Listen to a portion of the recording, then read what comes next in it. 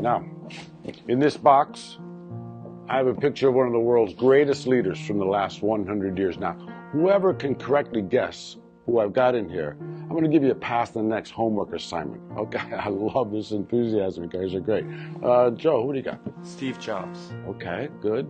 Cassie? Mother Teresa. Nice, okay. Nathaniel?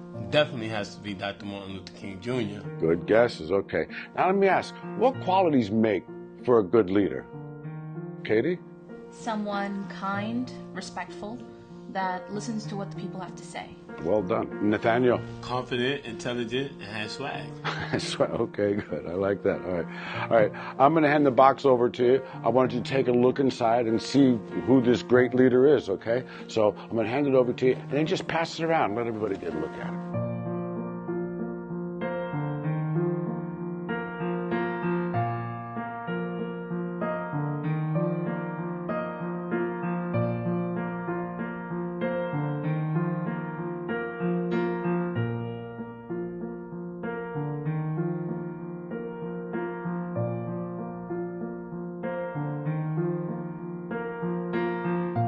So what are you seeing there, Joe? I see a mirror.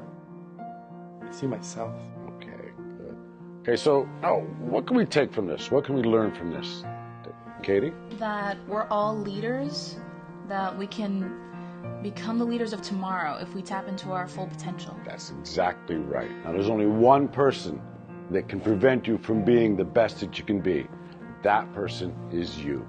You're the only one who can revolutionize your life. You're the only one who can influence your happiness and your success.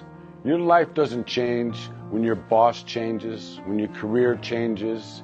Your life changes when you change, when you get beyond your limiting beliefs, when you realize that you're the only one who's responsible for your life.